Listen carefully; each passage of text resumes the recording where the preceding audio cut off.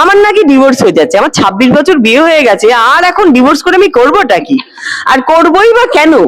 আমার বর তো ভাই খুব ভালো, আমার শ্বশুর বাড়ি খুব ভালো, কোনো কারণ নেই। লিখেছেন মানে মানুষ কিরকম নিষ্ঠুর হয়, বলছে কি ওনার কি ডায়াবেটিস হয়েছে, ওনার কি ক্যান্সার হয়েছে, ওনার কি এই হয়েছে তাই হয়েছে, লোকে কি চায় আমি ক্যান্সারে মরে যাই? সমস্যা কম। আমার তখন বেড়ে গেছিল, তাই নিয়েও ভাইরাল যে বাবা ইন্দ্রাণী হালদার কি মোটা হয়ে গেছেন, এ কে, এ তো হাতি, এ তো হাতি, এইসব এখন রোগা হয়ে গেছে বলে বলছে এ তো চিমসে পড়া বই, কোন দিকে যে আমি যাবো। আমার অ্যাক্সিডেন্ট হলো, তাই জন্য আমি দুটো বছর আমার জীবনে আমার অনেক অফার এসছে, কিন্তু আমি করবো কি করে? তখন আমি ওই স্টেরয়েডের জন্য মোটা হয়ে গেলাম, তারপর একটা ডিপ্রেশন, আমি কাজ করতে পারছি না, এটাতে মানুষ জানোই ডিপ্রেশনে অনেকে মোটা হয়ে যায়। আমি খুব ভালোবাসি, আর সাজ তো এরকমই আমি সাজি, নতুনত্ব কিছু নয়। আমি একটু সাবেকি সাজ করতেই ভালোবাসি, আর ইভেন্টসে সবসময় সাবেকি সাজই করি, সেরকমই সেজেছি। আর গয়না পড়তে তোমরা জানো চিরকালই আমি খুব ভালোবাসি, তো সেই গয়নাগাটি পড়েছি। আজকে একটা ইভেন্ট, গয়না তো সব লকার দেখে, পড়াই হয় না, এইসব সুযোগ গুলো ছাড়ে কেবল। আমি দারুণ আছি, আমি ভীষণ ভালো আছি। আমি খুব অসুস্থ ছিলাম অনেকদিন, তোমরা জানো আমার কোমরে একটা চোট লেগেছিল, তার জন্য আমার অনেক ওজন বেড়ে গিয়েছিল, কিন্তু ডাক্তার দেখিয়ে এক্সারসাইজ করে ফিজিওথেরাপি করে ওষুধ খেয়ে আমি একদম ঠিক হয়ে গেছি। এবং 2026-এর ফেব্রুয়ারি থেকে আমি আবার প্রপার জিম, প্রপার ডায়েট করে মোটামুটি 22 কিলো ওজন কমিয়ে ফেলেছি আগের থেকেও। আমি হ্যাঁ একদম 10th February I started my gym and my workout, and within 10th of February, March, April, February to March, April, May, within 10th of May I lost 15 kilo, and now I lost 22 kg. My weight is 50 now. So কেউ নজর দিও না please. আর কি করে হয়েছে, কোন রকম কিচ্ছু আর্টিফিশিয়াল নয়, আমি বিশ্বাসই করি না এটাতে। চিরকাল আমি প্রপার ডায়েট করেছি, বাট আমি একটা ডায়েটিশিয়ান দিয়ে ডায়েট করি, proper protein diet, no carbs. আর আমি 2 ঘন্টা জিম করি, হেভি ওয়েট জিম করি, মানে একদম প্রচুর ওজন তুলি। আমি যদি কাউকে ঘুরিয়ে একটা ঘুষি মারি, তার কিন্তু দাঁত ফাত ভেঙে যাবে, এত আমি ওজন তুলি।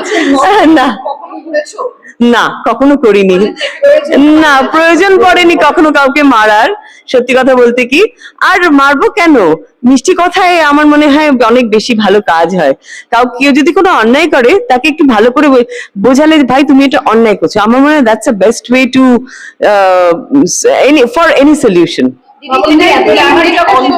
থাকার পর প্রায় নিজের ইচ্ছায় স্বেচ্ছায় অন্তরালে থাকার পর এইভাবে সামনে আসা নতুন একটা শুরু নিয়ে, একদম ভাবনাতেই ছিল যে আমি যেদিনকে আবার যেরকম ভাবে আমাকে সবাই দেখতে অভ্যস্ত, ইন্দ্রাণী হালদারকে যেরকম ভাবে দেখতে অভ্যস্ত, যেদিন সবাই সেরকম ভাবে দেখবে, আমি সেদিনকেই একদম ঝাক্কাস হয়ে সবার সামনে আসবো।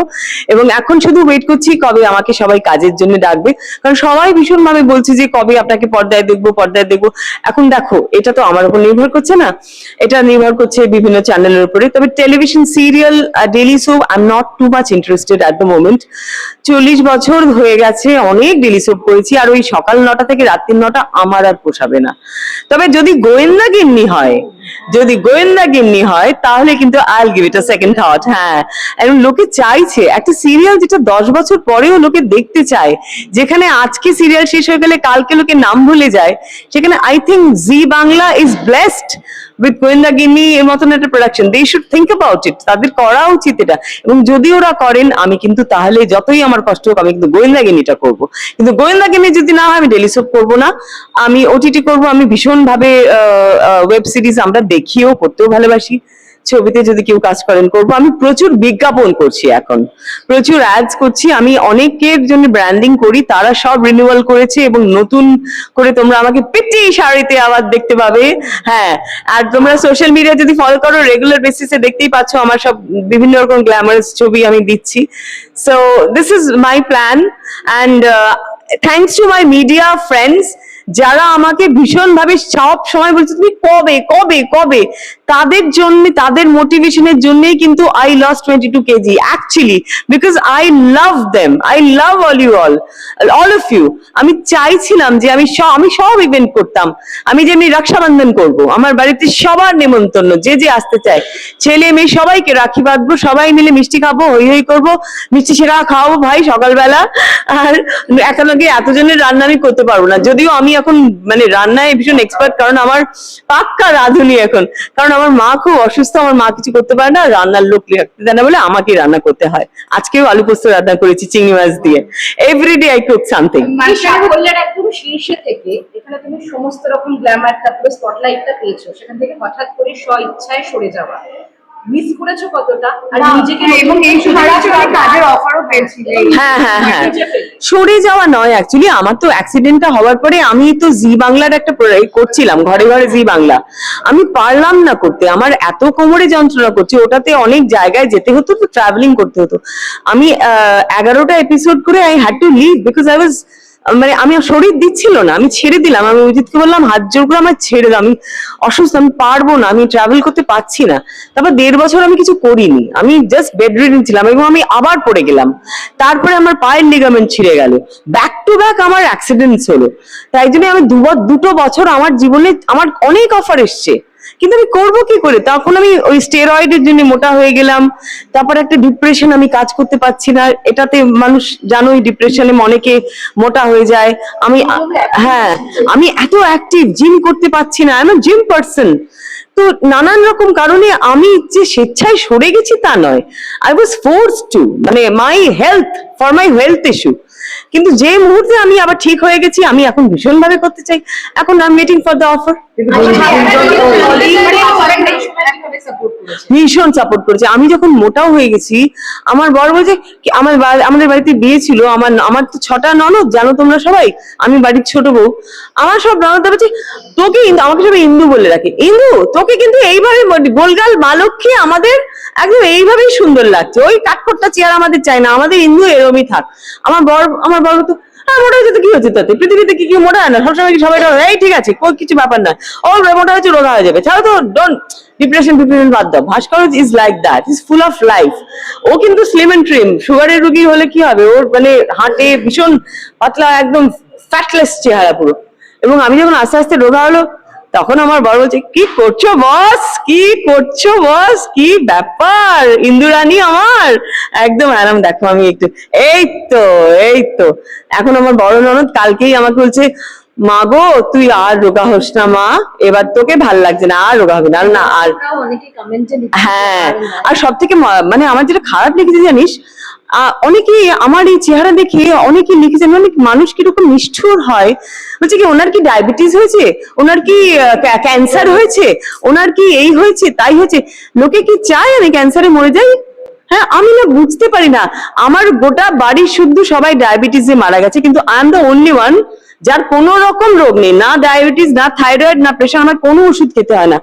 আমার ভয়তে আমার যাতে ডায়াবেটিস না হয়, যেহেতু আমার বাবা, ভাই, আমার মা সবাই ডায়াবেটিক, আমার কিচ্ছু নেই, লোকে এরকম লিখছে। আরে ভাই তোরা ডায়েট কর না আমার মতন, তোরা জিম কর না, করে রোগা হ, তোরা বলবি ইন্টারনিয়ালদের ডায়াবেটিস হয়েছে, ওনার ক্যান্সার হয়েছে, ওনার কোনো রোগ হয়েছে, তাই উনি এরকম চিমড়ে পড়া চেহারা হয়ে গেছে, চুপসে গেছেন, কি নোংরা নোংরা কমেন্ট। তবে আমি কিছু বলিনি, আমার ফ্যান যারা আমায় ভালোবাসে তারাই ঝেড়ে কাপড় পরিয়ে দিয়েছে, যারা এরকম কাপড় মানে কমেন্ট লিখেছে তাদের। বাড়লেও সমস্যা কম, আমার তখন বেড়ে গেছিল তাই নিয়েও ভাইরাল, যে বাবা ইন্দ্রাণী হালদার কি মোটা হয়ে গেছেন, এই তো হাতি এইসব, এখন রোগা হয়ে গেছে বলে বলছে এ তো চিমসে পড়া, কোন দিকে যে আমি যাবো। দাদার কথা বললে হঠাৎ করে কোনো পোর্টাল কোথায় করেছে, হ্যাঁ হ্যাঁ আমাদের চোখ থেকে এইটা কিন্তু সবচেয়ে ভালো শুরু করো না। হ্যাঁ, যার জন্য তোমার একটা সাইবার ক্রাইমের দ্বারস্থ হতে হয়েছে।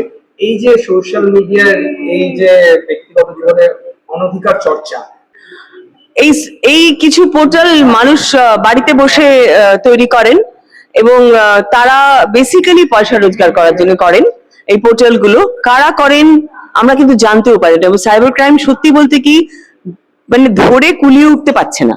আজ একে ধরছে তো কাল ও করছে, এবং এটার ভিকটিম শুধু আমি নই, আমার মতন অনেকেই হয়েছে।